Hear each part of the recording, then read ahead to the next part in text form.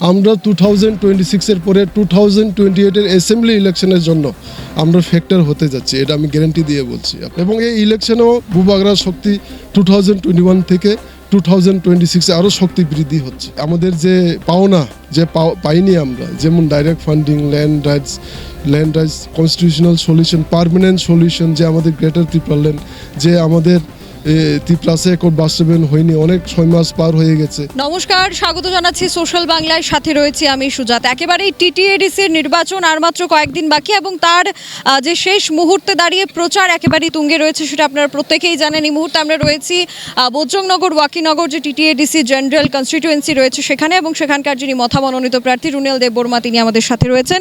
প্রথমেই অনেক অনেক স্বাগত জানাচ্ছি সোশ্যাল বাংলায়।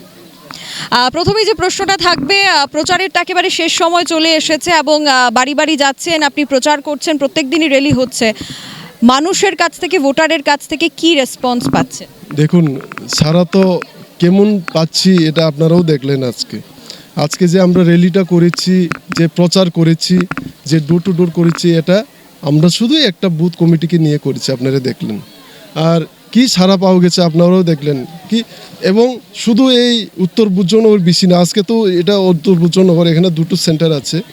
এবং শুধু এই উত্তর বুজ্জনগরে কালকেও বরকাঠাল এবং রুবরি দিছে বিসি, এখানে একটা রুবরি দিছে একটা পুলিং সেন্টার, এবং সব জায়গাতেই, সব পুলিং সেন্টারে যেখানে আমরা যাই, যেখানে আমি যাই, যেখানে তীব্রামতা পার্টির ফ্ল্যাগ যায়, যেখানে বুবাগরার লোক থাকে, মানে থানচার শক্তি থাকে, এখানেই লোক অনেক সাড়া দিচ্ছে। এবং ওরা আমার ক্যাম্পেইনে, ওরা আমার লগে এসে আমাকে সঙ্গে নিয়ে ওরা ক্যাম্পেইন করছে। এবং সবাই রেডি আছে 12 তারিখে 1800 চিহ্নে বুথ দিয়ে আবার বুবাগরাকে বিপুল বুথে জেতানোর জন্য। সব এই 14 বুজ্জনগর ওয়াকিনগর এলাকার সব জনগণরাই, সব ত্রিপুরা সংসদ জনগণরা রেডি আছে, তৈরি আছে।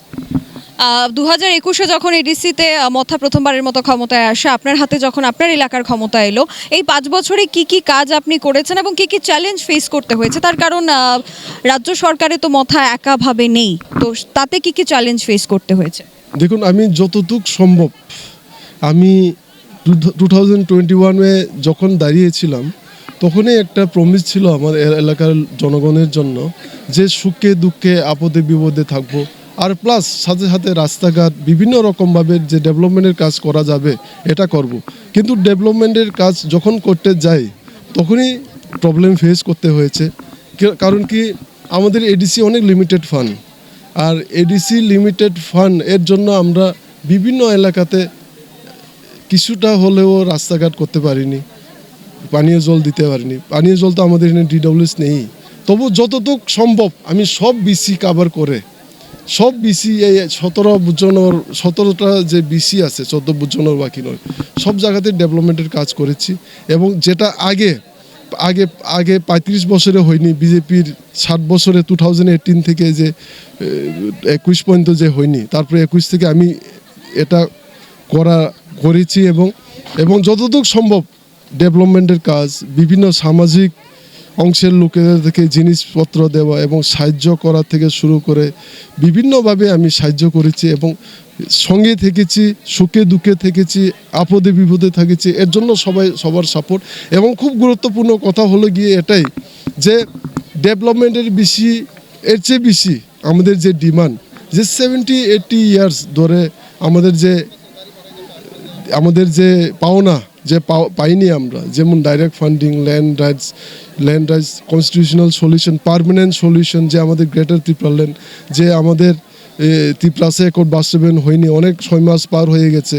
এটার জন্যে সব অংশের ত্রিপ্লাসের জনগণরা লগে আছে, সাথে এসে বুবাগরাকে শক্তি দিচ্ছে আরও। এবং এই ইলেকশনেও বুবাগরার শক্তি 2021 থেকে 2026-এ আরও শক্তি বৃদ্ধি হচ্ছে। আচ্ছা, বেশ কিছু অভিযোগ তো থাকে। সিপিআইএম থেকে একটা অভিযোগ এসছে যে বাস ইলেকশনটা চলে যাবে, তারপর মথার বিজেপি এক হয়ে যাবে। তো ভবিষ্যতে কি এমনটা হতে পারে, বা ফলাফলের পর? দেখুন, এই 2026-এ আমরা থানচার ফান্ড তো জয়ী হচ্ছি এবং এরপরে আমরা ফ্যাক্টর হয়ে যাচ্ছি। আর আমাদের যে ত্রিপ্রাসা অ্যাকর্ড হয়েছিল, এটা বাস্তবায়ন হতেই হবে। কারণ কি, আমরা 2026-এর পরে 2028-এর অ্যাসেম্বলি ইলেকশনের জন্য আমরা ফ্যাক্টর হতে যাচ্ছি, এটা আমি গ্যারান্টি দিয়ে বলছি আপনাকে। আপনি 28-এর জন্য প্রস্তুতি নিচ্ছি আমরা। একেবারে আপনার এলাকার যারা ভোটাররা রয়েছেন তাদের উদ্দেশ্যে কি বার্তা রাখবেন?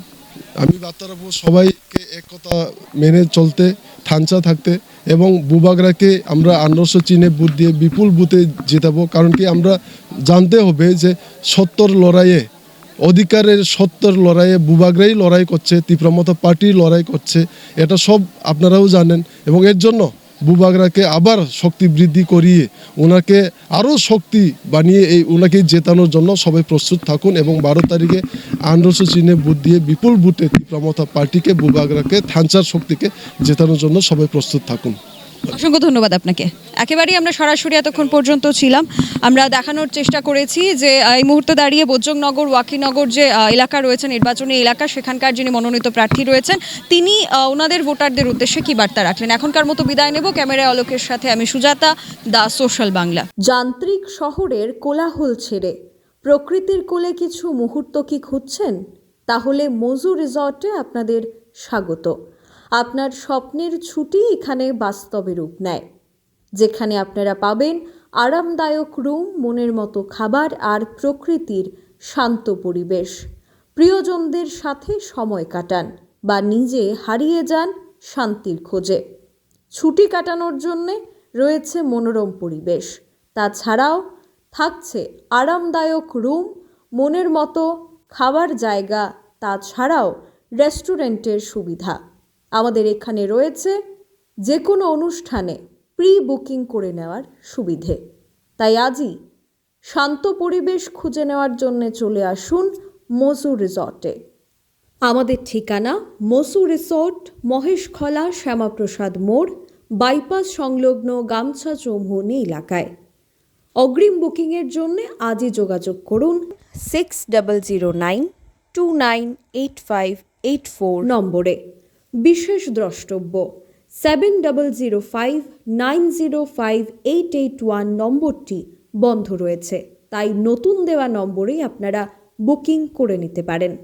নম্বরটি হচ্ছে 6009298584 নম্বরে।